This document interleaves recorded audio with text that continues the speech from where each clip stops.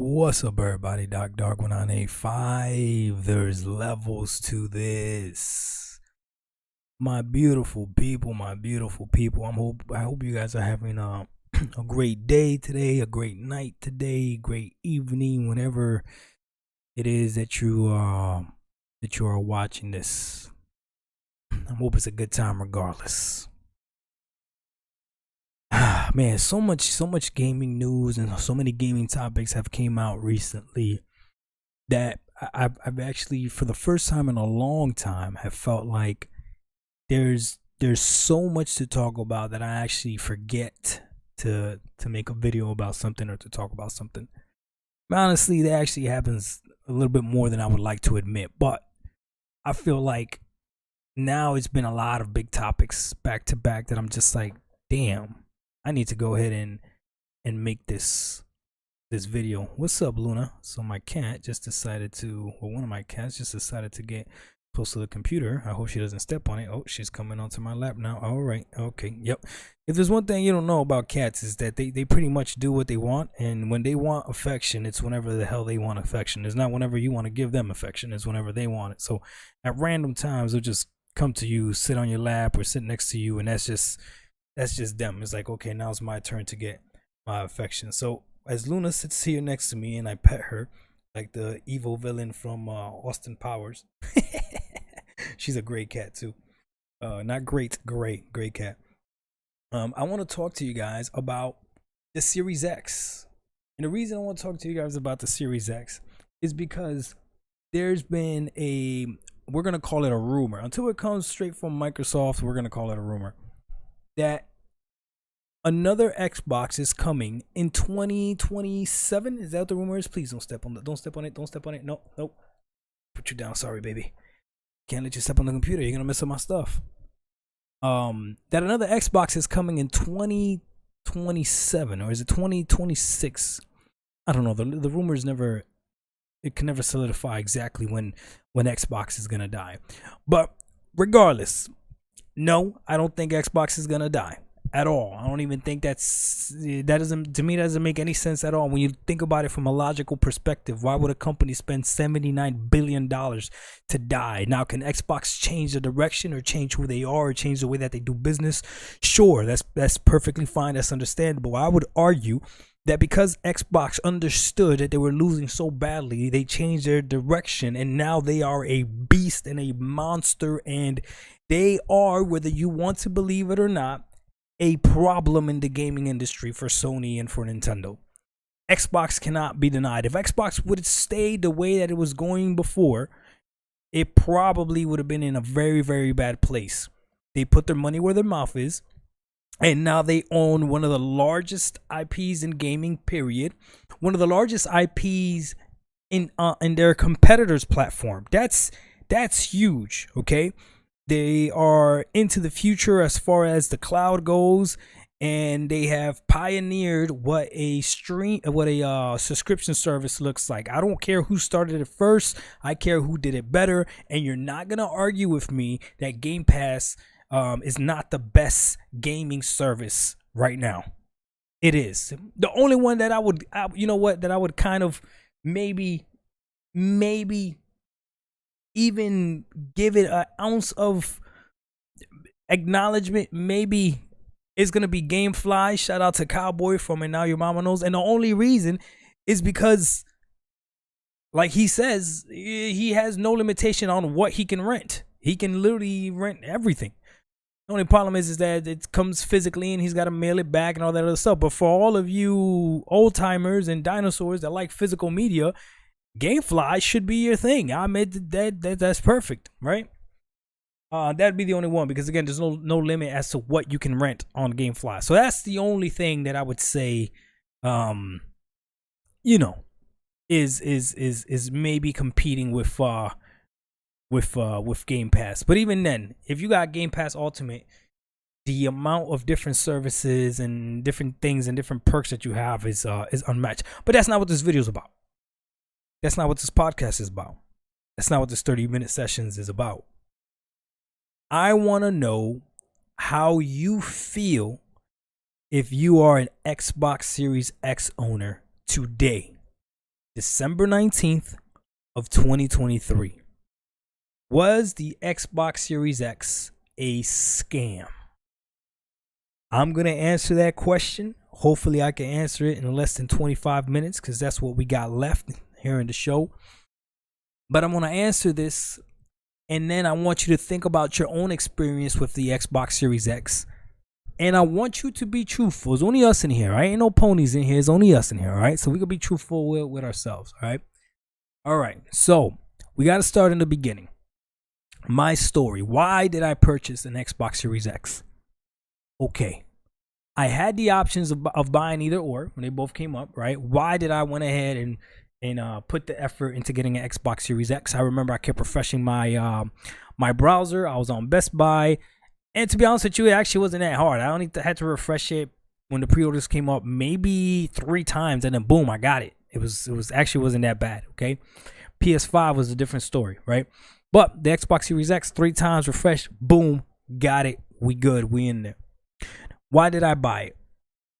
I, for whatever reason, and I wish I could pinpoint exactly where it was, heard rumblings that the Xbox Series X was equivalent to something like a 2080.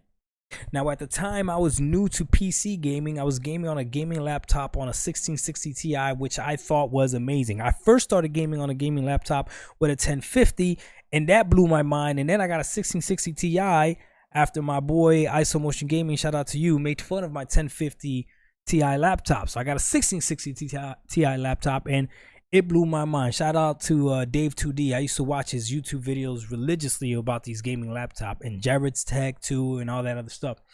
And one of the things that I saw about PC gaming, I remember playing PS3 games, or games that I would play on the PS3 on PC, like Far Cry 3. I remember that was the first game I played on PC. And I remember I couldn't believe how good it looked. It just blew my mind that a PS3 game could look and run better than a PS4 game, because at the time I had a PS4. Far Cry 3 on PC looked amazing, and it ran at above 60 frames, and I couldn't believe it. It just blew my mind. I was astonished. And then it didn't stop there. I got to play all the Crysis on my gaming laptops, and those blew my mind. All the Assassin's Creed for sure, because I had played them on PlayStation. Then I got to play them on PC, and same thing. It blew my mind, and I couldn't believe it. And little by little, I looked up and I Googled what different settings did and all that other stuff. And again, I was just impressed. So when I heard that the Series X was going to be equivalent to a 2080 or whatever it was, for whatever reason in my mind, I imagined that this thing would be equivalent to a PC, meaning that I could go ahead and adjust settings and all that other stuff. And then they spoke about the power narrative, and they said 4K 60. And I remember from looking up some stuff that running a game at 4K 60 would be incredibly difficult. So if this thing could do it, oh my goodness, this is what I need to get. And it's only $500. Man, and I remember thinking like, well, why is this so cheap? Well, it's so cheap because it doesn't come with a screen like a laptop does. And that was the delusion that I put myself under. And I really believed the power. Then the 12 teraflops, which, okay, 12 teraflops, okay. I don't know what that means, but it sounds like a lot. Sounds like a lot. Sounds like way more than what I was seeing on the PS4 and the Xbox One at the time, okay? Contrary to popular belief, I did have an Xbox One. The difference is that I use it. I didn't. That's why for me, like I got a PS5 right now, I don't use it. I don't really use my PS5. So next generation, if it's the PS6 is backwards compatible and there's a whole bunch of PS5 games that I have missed, then it might behoove me to play on that PS6 then, right? But for me, the Xbox One, I really didn't play on. I've never had a 360, and the original Xbox, I didn't pick up either. So I was never an Xbox gamer like that, but I did have an Xbox One. I did own an Xbox One. But again, I never used it. With all that being said, I thought the Xbox Series X was going to be a PC/console and was going to be powerful, and I fell for the power narrative. My first experience with the Xbox Series X did prove to meet my expectations. What do I mean by that? That's when there was a lot of buzzwords going around that we didn't know what they really meant. What's it called? something delivery. What's the word I'm looking for? Oh my goodness. Oh, smart delivery. That was a word. FPS boost. That was a word. Um, um, Auto HDR. That was a word. Automatic 4K. That was a word. Or upscale 4K. That was a word. And I remember because when I got into the Xbox ecosystem, I had so many games to catch up on. All those games that I originally played. Hold on, I'm going a little bit too for myself. Okay, hold on. Let me back up a little bit. So that's the first reason, right? Xbox. I'm gonna be able to play those games, higher res, all this other stuff. Perfect. Went ahead, got the Xbox. I remember people telling me the best games in Xbox are from the Xbox One generation, Xbox original generation, Xbox 360 generation. Xbox One generation is trash, right? So I saw that, the power narrative, and then I saw what I didn't fully understand what Game Pass was, but $15 a month, I get access to a whole bunch of games. Before this generation, I definitely was a bargain bin gamer. What that means is I would walk into GameStop and I would never touch anything from the new section. Everything that I would grab would be from the 2 for 10, 2 for 20, if it was on sale. So I was playing games. You know how to say you don't buy a new system to play old games? I was playing old games. I never played new games. I never bought a game brand new, full price. That was not me. If I was purchasing a game, the game was old. The game had been traded in, and the company wasn't making money off of me. So the developer and the publisher was not making money off of me. The game had already been purchased. GameStop was the one that was making money off of me. And even then, because I would probably be trading in games that I had already beat. That's another thing. I never collected games. I buy the game and then I trade it in, and that's how I would play my games. Okay, I never really bought anything digitally. Everything that I bought was physically, but that's how I would buy it on a discount.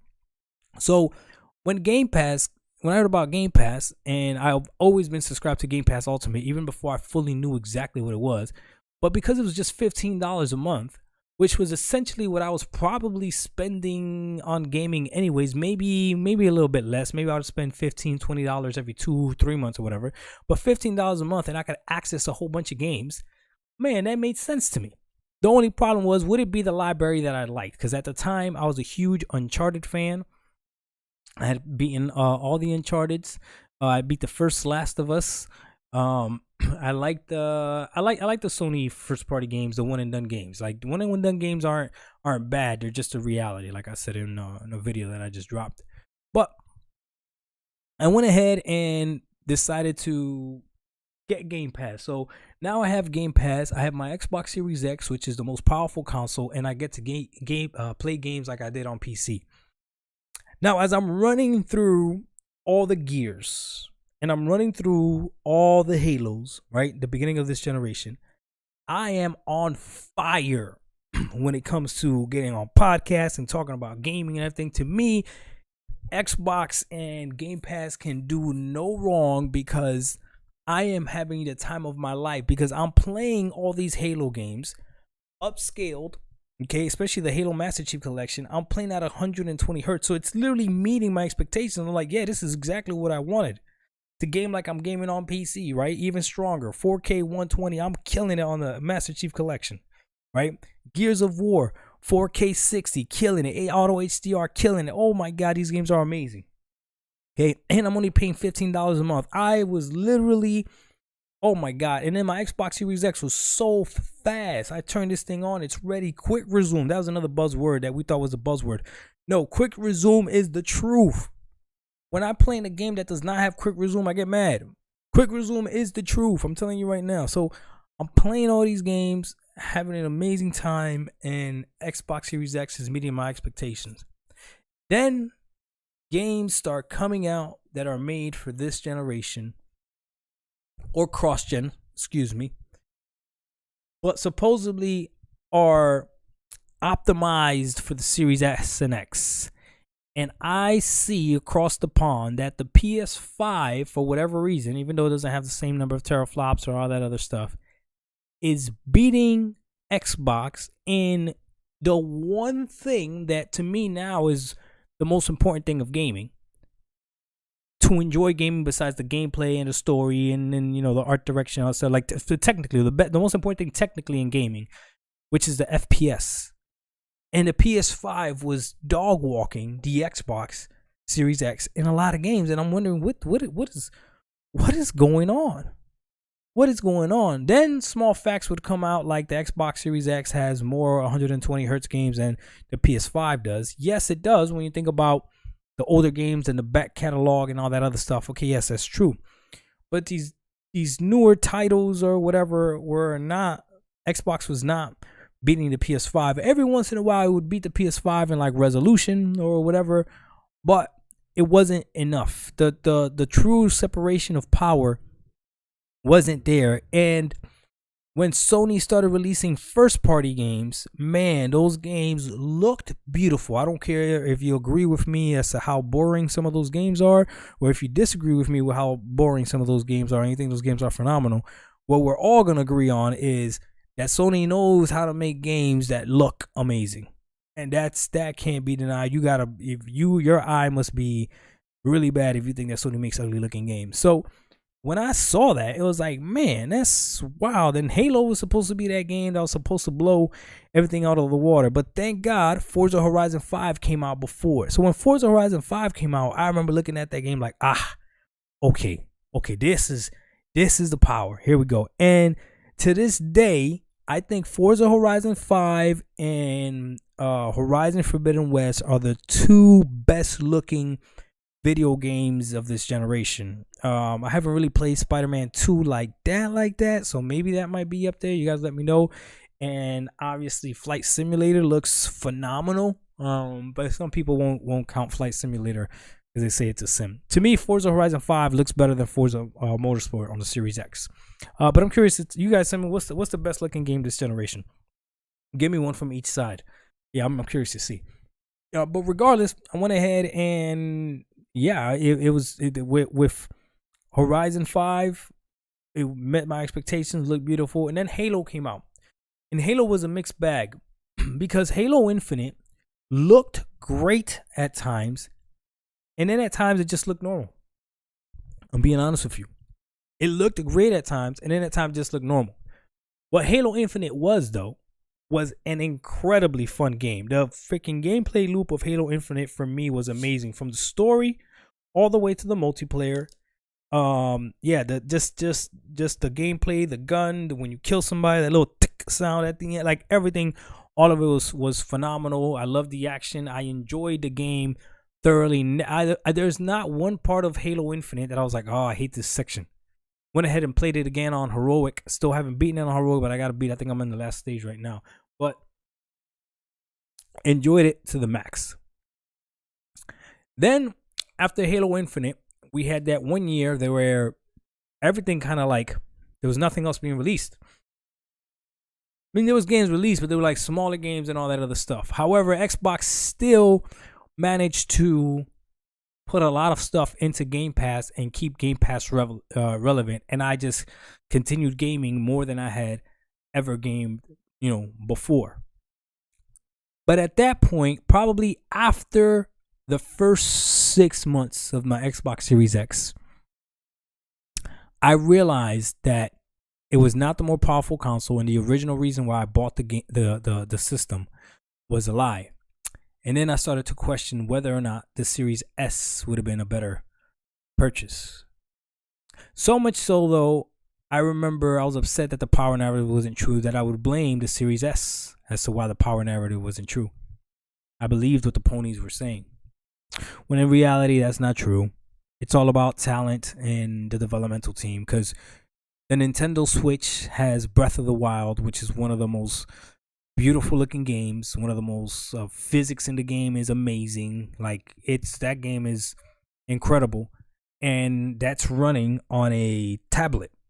So it wasn't necessarily the machine, it was the developers. And then when it came to third party games, I realized that they were making these games mostly to run best on the platform that has the largest install base, which is the PS5, and then everything was just kind of getting ported to the Series X and made run off of straight brute power. So then I expected that Xbox would be able to show the power of the Series X, and they didn't. Again, Forza Horizon 5 is probably the best looking game on Xbox in my opinion, and yeah, that was a while ago. I like it better than Motorsport, like I said again. So that was a lie. That power narrative was a lie. My Xbox Series X simply became my preferred way to consume Game Pass.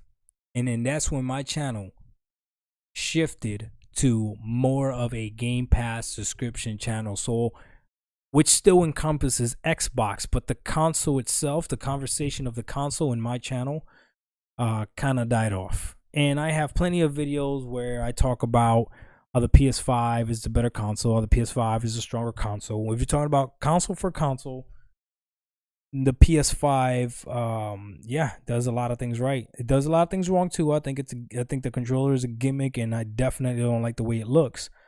But it does a lot of things right too, man. Especially when it comes to bro, you put a game on your TV on the PS5, yeah, it looks amazing, right? So there you go. The Xbox Series X being able to play games back for previous generation is a huge deal, but the Series S could do that as well. And you see, that's what this really comes down to, is that this generation was really, if you really want to think about it, this generation was really supposed to be the Series S. Yo, what's up, Max City? No new IP from Sony is a huge L. Oh man, yeah, we could get into that here in the next few minutes. Let me finish this train of thought though. So, this generation, the Series S was actually supposed to be the main console. So it actually should have been the Series S versus the PS5, with the understanding that if you're purchasing a Series S, you're still gonna get next gen games, just at a lower, resolution, lower quality, lower frames, whatever. But it's still a beast. Okay, it's still a beast. To this day, there's still no games that cannot run on the Series S. Like even Larian Studios figured out how to have Baldur's Gate 3 run on the Series S, which is, again, phenomenal that they were able to figure it out. So something that they thought they couldn't, boom, they did it, right? So it was supposed to be the Series S against the PS5, which, again, you already know this is the more, premium experience when you compare the two, and then the Series S is a more budget-friendly experience, all digital, and then you get it with Game Pass, and you have a monster of a gaming experience because you know what you expected. The Series X was the upgrade from the One X, and the One X was a mid-gen refresh of the One S.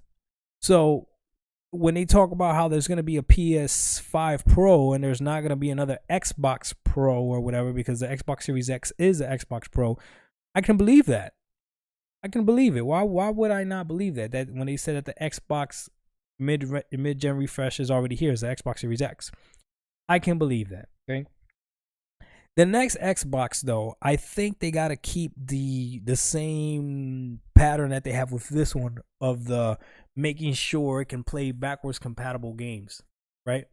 And I'm gonna learn from this generation, and I'll wait to see if I gotta pre-order one of these things, or if I also wait to see when the games actually do cross over, because it took almost 2-3 years before games stopped coming to the last console, right?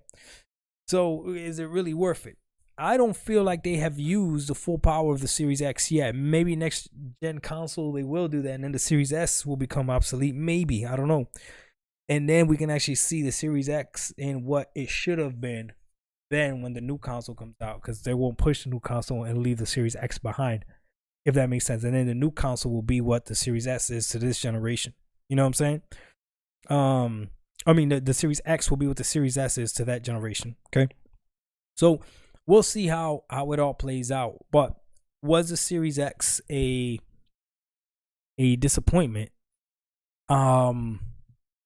Or a scam to me? The original reason that I bought it does not pan out. And this is just a fact. Okay. I stayed because of the subscription service, and Xbox got me into their ecosystem. So even though the system didn't pan out the way I wished it would have, they still were able to get me as a gamer. And now that I play on my Asus ROG Ally all the time, I've noticed that they've got me into the PC ecosystem as well. So even though I already had played on PC before, now transitioning over to PC is not that big of a deal because I'm still part of the Xbox ecosystem with Game Pass Ultimate. Being able to play games like Ghostwire Tokyo, going from my Xbox to my Asus ROG Ally, and Deathloop going from my Xbox to my Asus ROG Ally, and Starfield going from my Xbox to my Asus ROG Ally is amazing, and it's phenomenal. And right now that I'm playing Red Dead Redemption 2 on my Xbox and on my Asus ROG Ally, but it's not cross-saved, so I have two different files going. I'm more ahead on my Asus ROG Ally than I am on my Xbox. I really see the value of being able to play wherever you want. So the Xbox ecosystem is what has kept me on Xbox. The Xbox console itself has not. So when people say Xbox is going to die, Xbox is whatever, I still want there to be a type of console. And I'll be honest with you, I don't know if I would be opposed if that console is, in fact, like a Series S from this point going on. If they don't deal with the power narrative at all, I don't know if that would really bother me that much. I'm not sure. I don't think it would. But we'll have to wait and see when that time comes what that looks like exactly. With that being said, I think I'm going to go ahead and end it there. I don't see anybody in here right now that may want to ask some questions. I gotta go ahead and eat anyway, so it works perfectly. I'm pretty much basically cheating y'all 3 minutes, but hopefully y'all don't hold that against me because I dropped 3 videos today. So if you haven't watched those, I hope you get a chance to watch those videos. I spoke about the leaks with Insomniac. Oh, that's what I wanted to talk about. I'm sorry. So I guess I am going to cover the 3 minutes. Right now, the Xbox Series X is on sale for $350. I'm seeing it everywhere. The Xbox Series S has been as low as $149, I think, at like Costco or whatever. Okay, but the Xbox Series X is on sale. Would I recommend somebody to pick up the Xbox Series X? I'm going to tell you right now, if you have not played on the Xbox ecosystem, you need to pick up Xbox Series X for $350. Get Game Pass for about 3 months and run through all the Halos, run through all the Gears, run through Hori, Hellblade, Sunset Overdrive, Quantum Break, Rise Son of Rome. Run through all the games that people have told you were not good games, and you will be amazed and extremely satisfied. And for $350, you cannot go wrong. These games are going to be 4K, 60, auto HDR. And if you have a PC or a monitor that has very low refresh rate, is going to come with low frame rate compensation. So even if that game itself doesn't run at 30, it'll have low frame rate compensation. You can go ahead, Google and look that up. And that is phenomenal. Phenomenal. I'm telling you right now. So yes, for $350, the Xbox Series X is a no-brainer. I'm even contemplating whether or not I want to upgrade my son's Xbox Series S. The only reason I'm not jumping on it is because he doesn't really use his Xbox like that. But I'm thinking about it. For $350, get an Xbox Series X and trade in the Xbox Series S. Man, I might have to do it. But I'll leave you guys there with that. I hope you guys have a great night. Thank you guys for watching. And Doc Dog 1985, there's levels to this. We out. Peace.